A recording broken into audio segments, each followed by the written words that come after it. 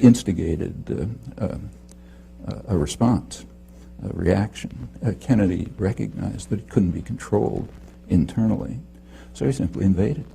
In 1962, about a third of the bombing missions were carried out by the U.S. Air Force in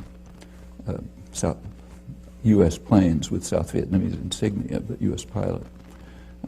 He authorized napalm. He began the use of chemical weapons to destroy food crops. They began programs which drove millions of people into what amounted to concentration camps. Now, that's aggression. In the case of Cuba, it was just a massive campaign of international terrorism, which almost led to the destruction of the world, led to the missile crisis. And we can continue. Again, these are all indictable offenses. About Johnson? Well, Johnson expanded the war in Indochina to the point where it ended up probably leaving 3 or 4 million people dead. I feel like this is Oliver Stone's biggest L. To block. Is like, I feel like he rides for JFK a bit too much.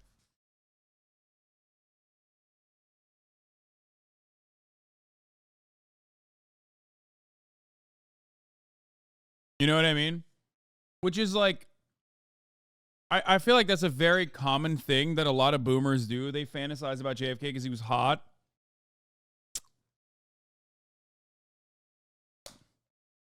It's like what, I would say this. I think Republicans now do the thing for JFK that Democrats now do for Ronald Reagan and even George W. Bush.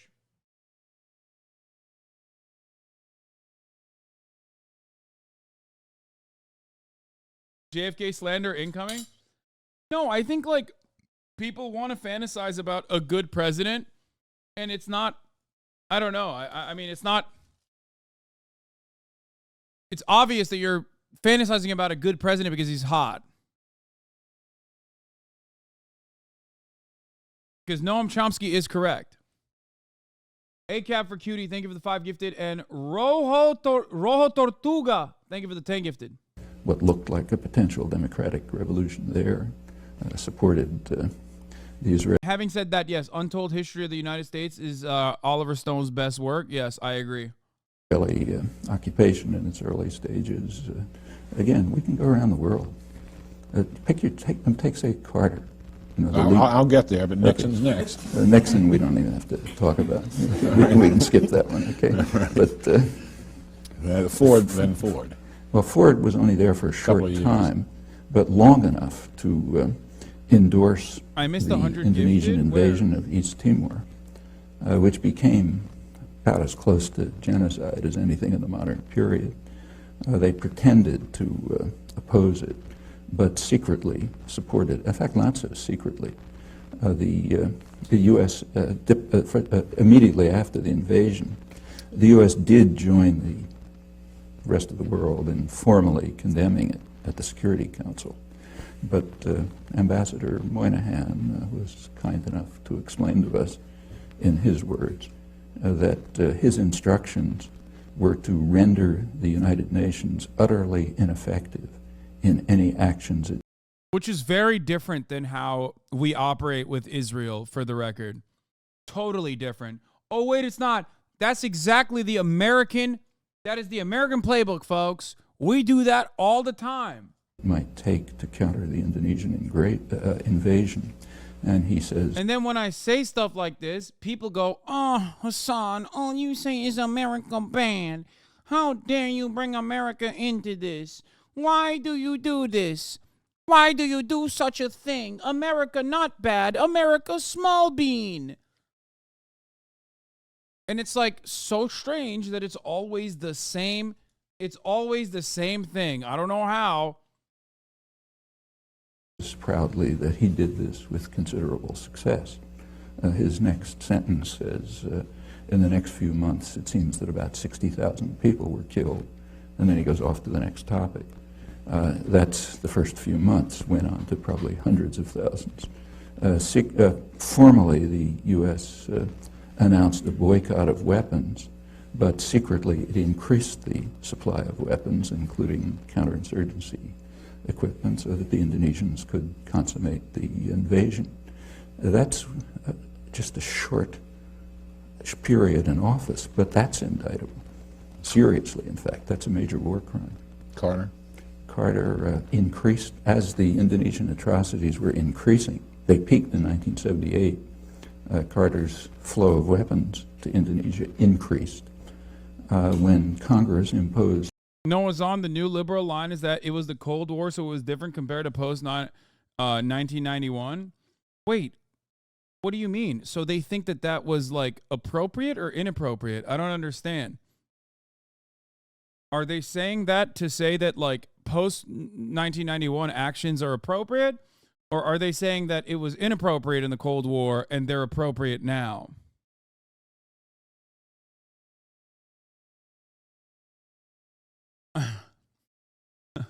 Hazy, my dude, you freaking CCP dick riding bitch. How dare you say America bad just because America is bad? Does stating the facts that America is a great Satan make you feel good?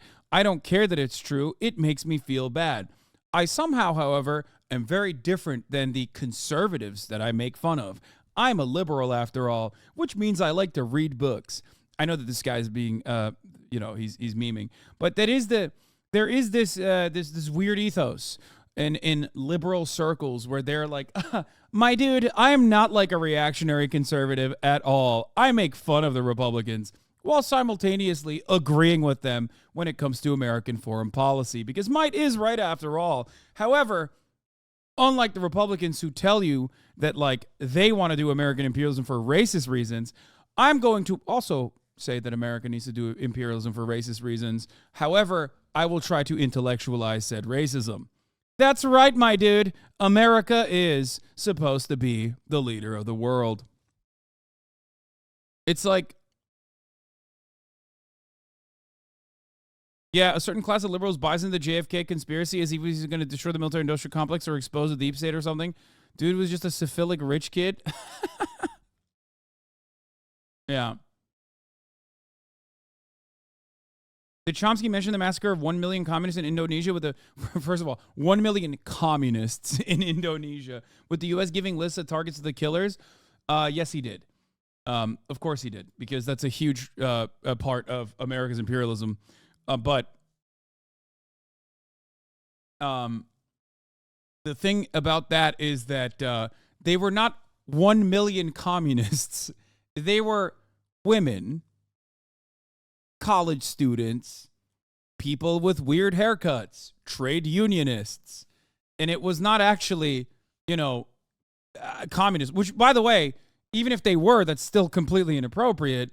It's just that they also weren't even communists. They were mostly, just like it has happened in every other fascist coup, whether that we backed, supported, facilitated, or anti-communist coups, fascist coups that occurred everywhere else. It's just whoever they consider to be communist.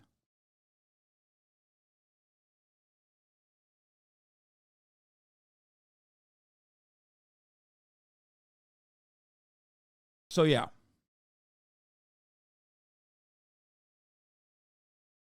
The American intelligence apparatus goes after even center-left people. They call everyone communist because it's sexy. Yeah. A lot of Indonesian Chinese basically forcefully assimilated in Indonesia. Why are they indicting Trump instead of all the war criminals they're running through, other than the fact that they're mostly dead? Well, I mean, that's one of the reasons. They are dead.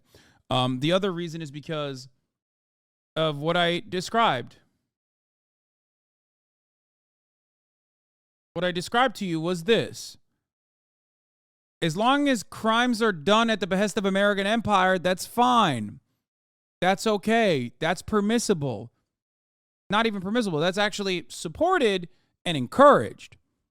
American presidents are supposed to do war crimes on a regular basis as long as it is to continue America's empire.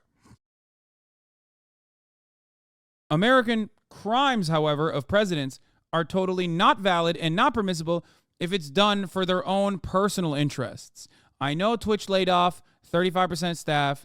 This is breaking news. I don't know anything about it. And I don't even think the Twitch staff knew anything about it. We will cover it in a second. I'm literally talking about the Jakarta method and America's war crimes in Indonesia.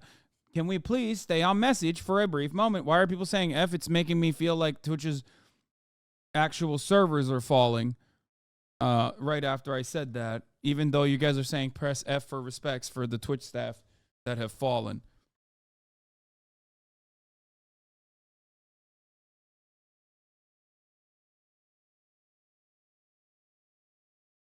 Wah, Indonesia, wah.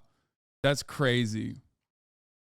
Yeah, dude. 1 million people killed. Suspected communists. Wah, wah. Human rights restrictions. By then, there was a human rights movement in Congress to block the flow of advanced weaponry to Indonesia.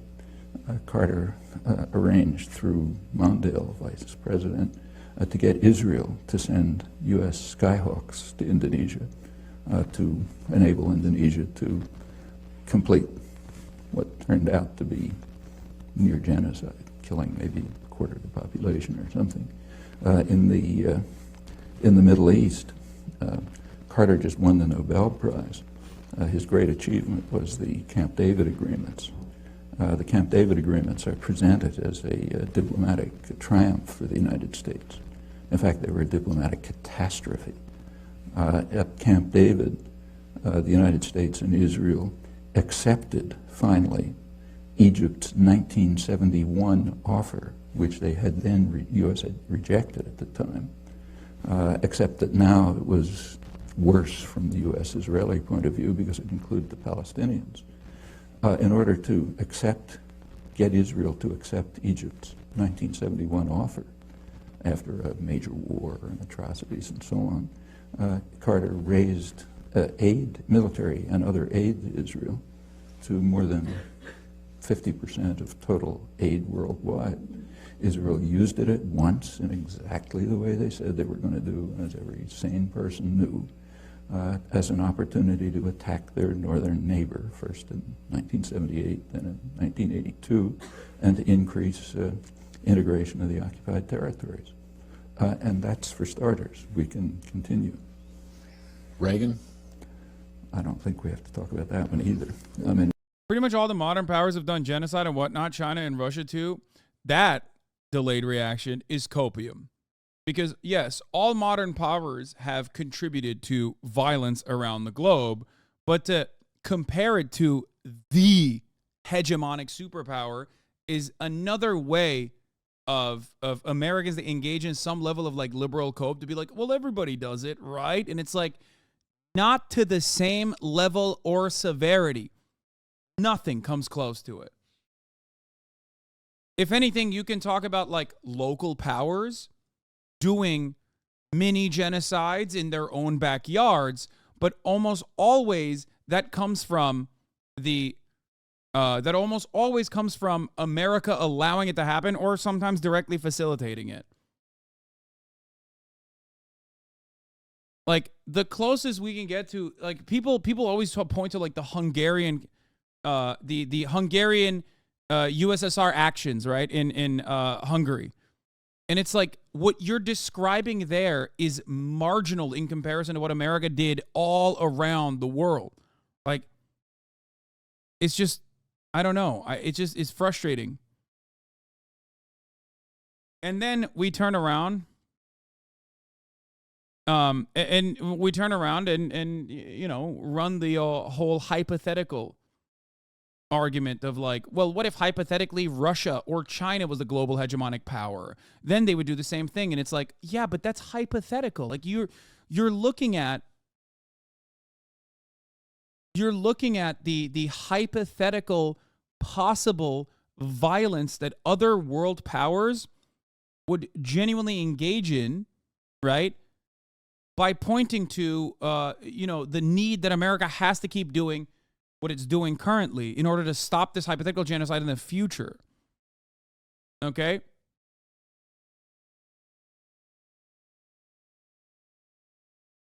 Very frustrating.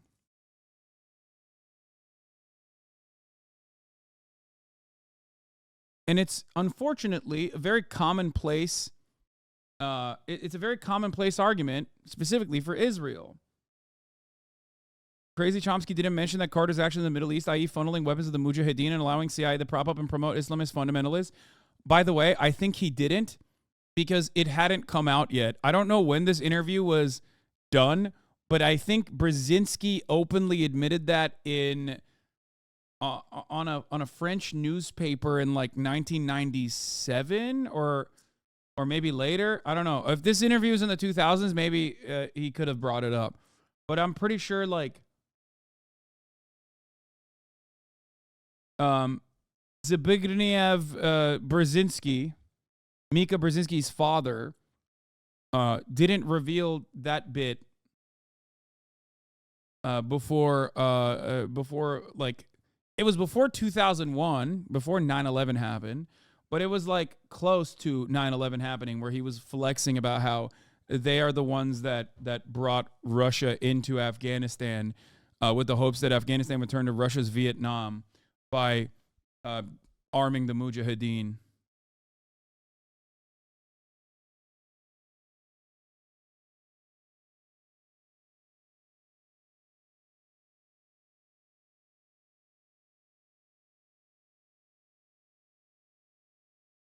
Is the Great Leap Forward not as bad? Brother, that is an incredible, that is an incredible thing to compare. You understand that? Like, you're looking at no one, and I mean no one, at least as far as I know, in the history of the planet, looks to the Great Depression and points to it as though it's like a phenomena that was brought about.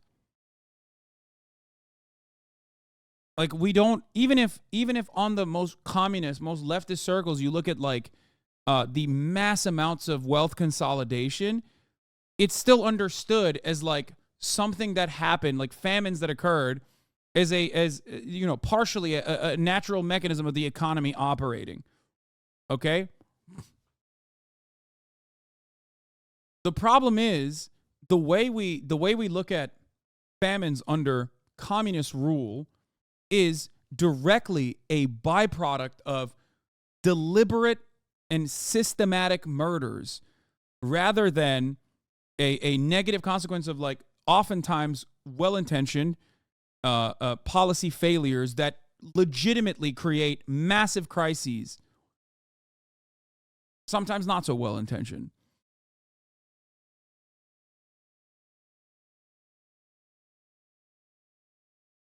There's a difference between the systematized machine of death and destruction and ethnic cleansing within the Holocaust, or the systematized machine of the extraction of labor through violent means in the form of chattel slavery, or what the Belgians did in the Congo, and like countries trying to move away and collectivize within their own means after being victim to colonial violence and not being able to industrialize adequately. To flatten all of that,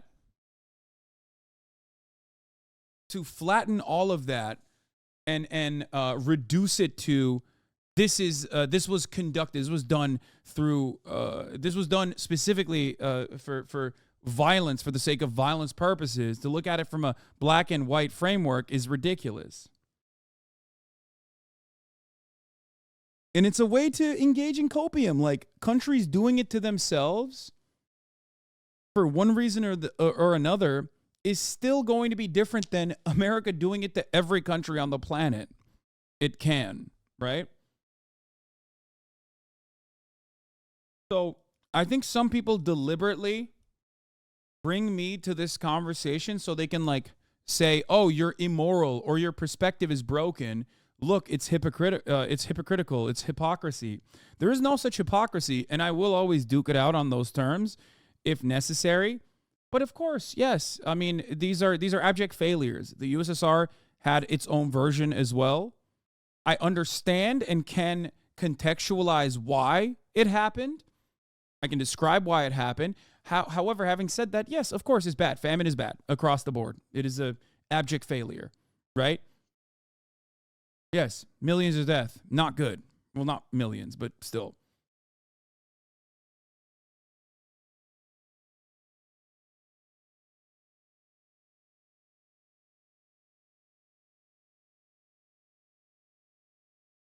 The interview was from 2003, and the Brzezinski interview was from 1998. Chomsky just straight up failed to mention it. Yeah, big L for Chomsky. Reagan is the first president to have been condemned by the International Court of Justice for what they called the unlawful use of force, meaning international terrorism in the war against Nicaragua. Again, that's just for starters. They also, the Security Council endorsed it in 2 resolutions, both of which were vetoed by the United States. Bush won. Well, we can begin with the invasion of Panama. The invasion of Panama, which, according to the Panamanians, killed about 3,000 people, since it's never in. China and Russia have also done major imperialism. That was pretty much the whole point of the Cold War, and not some ideological battle. China's actions in every part of the globe was directly trying to either squash what it considered to be a rebellion or help ideologically aligned governments. It was a major misstep, Afghanistan being the gravest example of such, okay? But there's a difference between saying, you have weapons of war, we're coming, and we're going to take all of your oil, for example, and the Afghan communist government being like, please come help us, purge the Muslims because they're going crazy because we keep purging the Muslims personally. Even after the USSR is like, hey, maybe you should dial it back on the religious repression a little bit. People are getting really fucking violent. And then inevitably going in to the communist Afghan government, to the communist Afghan government and helping. By then also, I think they were the ones who executed the leadership, right? There's a difference between that and being like, oh, we're just going to go in because we are at odds with the regional operation. We are at odds with whoever is running the country. And with the express purpose of like going in and securing material wealth. Securing the natural wealth, for example. And that is the difference between these actions. Did you mean to say China? No, I'm talking about Afghanistan. I'm talking about Russia's involvement in the USSR's involvement in Afghanistan, which was still bloody, brutal, violent, major problem. It led to the dissolution of the USSR, right? This long conflict that we're drawn into.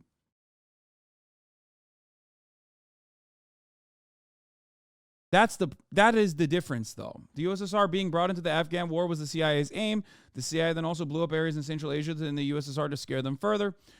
As far as Prague Spring, the Hungarian counter-revolution, and the Russian actions, the USSR actions against the Hungarian rebellion, I guess, if you want to call it that, that is, once again, maintenance of your own interior domestic affairs.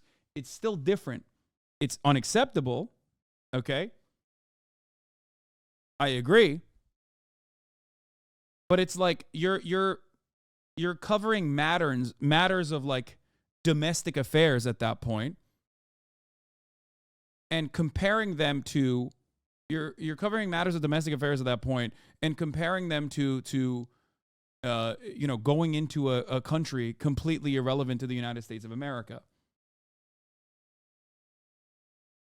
And all of this still stems from, this is not a real intellectual conversation to have about whether or not I consider those to be good actions or just actions or moral actions. I'm not even saying any of those things. I'm simply telling you that there are differences, right, between those things. And the only reason why we even started to have this conversation about USSR's foreign policy, which is completely irrelevant to what I'm talking about in this regard, because you wanted to deflect away and successfully got me to deflect away from America's crimes. Right? Like, Russia's violent actions does not justify America's current violent actions. USSR's violent actions does not justify America's current violent actions. If you want to talk about like irredentist actions versus imperialist actions and what like the mechanisms of extraction look like and how unequal exchange works, that's an entirely separate conversation that we can have, and I usually do have that conversation, and then people mistake that for saying, oh, Hasan finds this to be completely permissible because he hates America and he loves the USSR. He thinks everything that the USSR does is good and awesome and in support of it. He's in support of all of that, but he hates it when America does it, even though most of the people that say that are actually saying that specifically because they want to deflect away from America's actions. I'm an American, okay? I can't go back in time and stop the USSR from sending tanks into Hungary. Okay? I can't do that. I can't do that just like I can't stop Nazi Germany from existing, right? I can't do any of those things. Ultimately, however, our opinion on historic events are completely irrelevant when we're talking about current ongoing imperialism and America's crimes, ongoing crimes, as it becomes the dominant hegemonic power. Okay? America does, however, love utilizing its former conquest against Nazi Germany as the standalone singular force of good, which allows its current and ongoing imperialism to continue. We always love pointing to Nazi Germany, okay? You know who else also did a very profoundly good thing during World War II? The USSR. Russia did that, okay? By the way, thank you, John Miller, for the 5 Get the subs.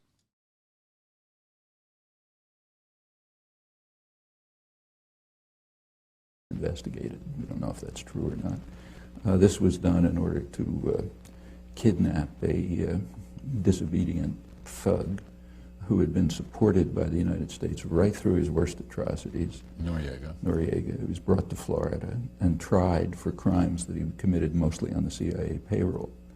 This is the peak of, like, the USSR tried to ally with the Nazis, is the peak of the historical revisionism, because Molotov-Ribbentrop is the same principle behind appeasement, okay? Except you're dropping that as though, like, the USSR was unique in its alignment with Nazi Germany. Especially because what happened after is significantly more relevant. Appeasement wasn't good. I agree. Appeasement was shown to be wrong. However, both the Western powers and the USSR engaged in that same exact thing.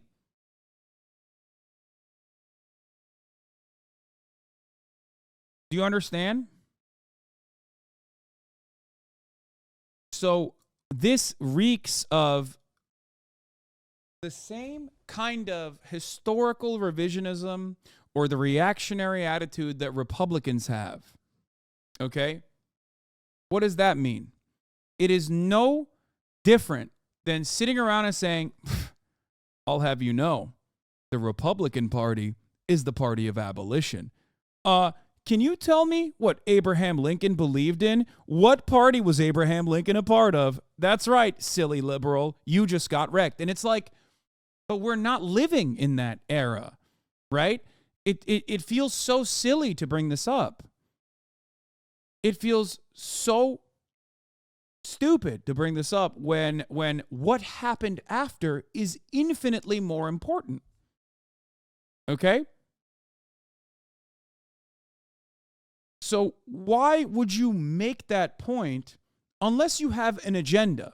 And that agenda is to somehow make it seem like the USSR was actually pro-Nazi, even though, ironically, the Nazis hated the USSR and communists significantly more than they hated Western powers, which, especially when it comes to England, for example. This is often forgotten.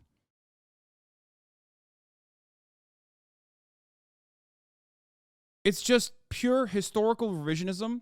You are basically repeating false history, right? And you feel as though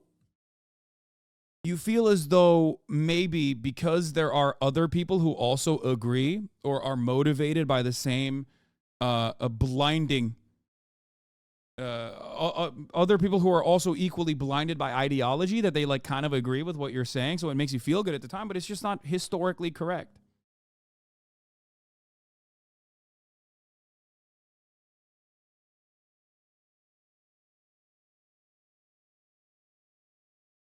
This is how reactionaries operate.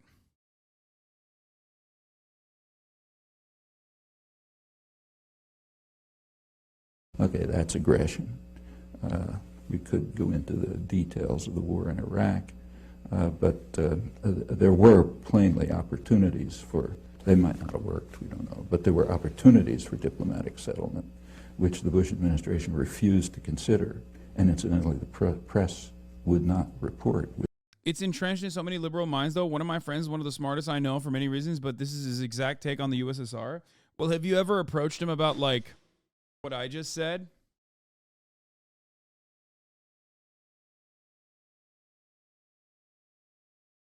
Like, if your intelligent friend, if you were to talk to your intelligent friend and talk to them specifically about, like, what you think is more important, like appeasement, which was wrong, and the USSR did it just like the Western powers did. What do you think is more important to the rest of the world history, global history as we understand it?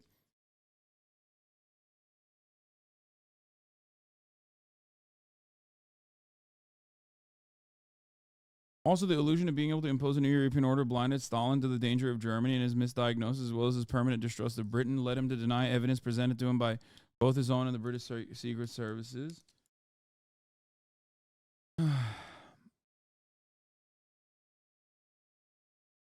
Why do you never react to Lee Kuan Yew comment? Is democracy good? Yes, democracy is good.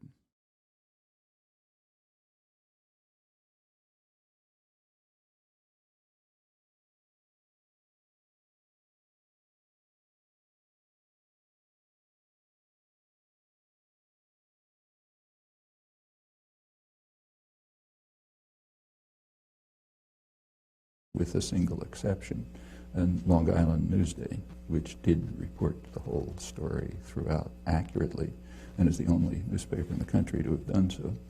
The Bush administration then did attack, and the attack was carried out in a manner which is criminal under the laws of war.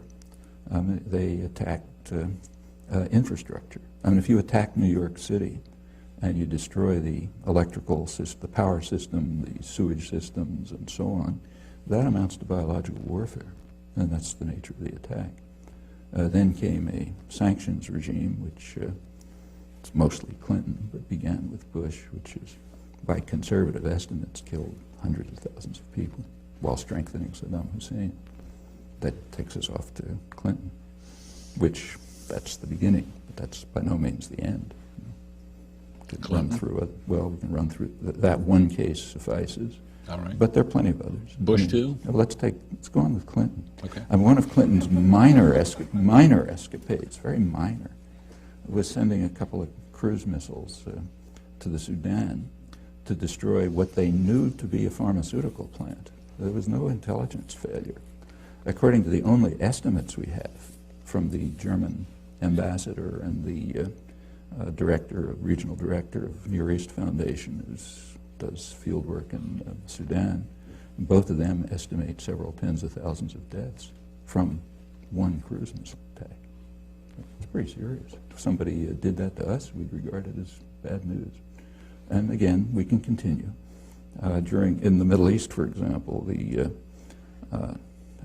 Clinton began by declaring past UN resolutions, in the words of his administration. By the way, I mean, this is 11 minutes of facts, right?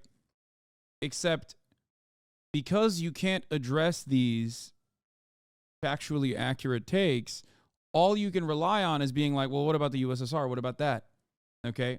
So I think the most productive thing one can do is, regardless of what your position is, even if you have full knowledge over the differences in violence, okay, to rarely ever engage in this discussion, because this discussion is only brought about by those who want to deflect away from the main point of contention, America's wrongs.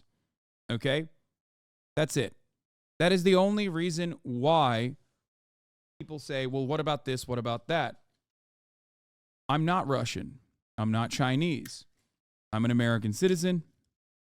I'm talking about the United States of America and its actions that are being done supposedly with my best interest in mind. Okay? My goal and my responsibility is to try and change the minds of fellow American citizens, fellow U.S. citizens, and to change the course, to change our trajectory, to change the course of our history. Okay? There's a good take that Noam Chomsky has for this as well. It's like, he says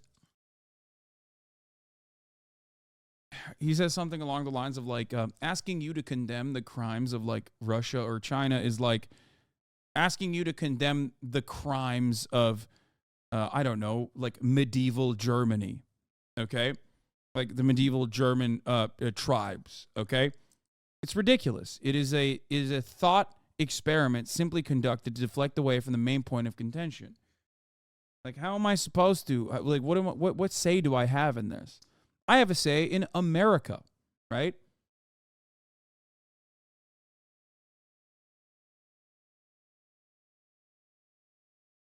That's it.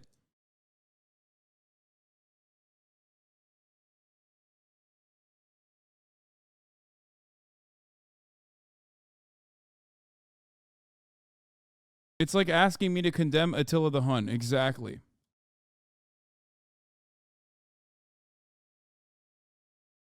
Anyway.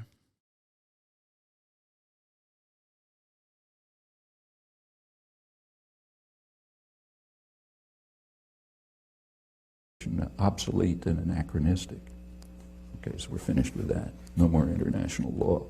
Then comes a period called the peace process. By that logic, we can say nothing about Israel. My friend, if you think that the United States of America has nothing to do with Israel, please go to my YouTube channel. There's a tremendous amount of videos that you can watch on this very subject. Okay? Now, I'm not even saying that you can't talk about other countries' histories. Of course you can. Okay? But one must ask why or when these questions get brought up. They don't get brought up on their own in a vacuum. They almost always get brought up when I'm talking about America's actions in becoming the hegemonic superpower of the world, and the bloodshed that the bloody cost of said goal being achieved.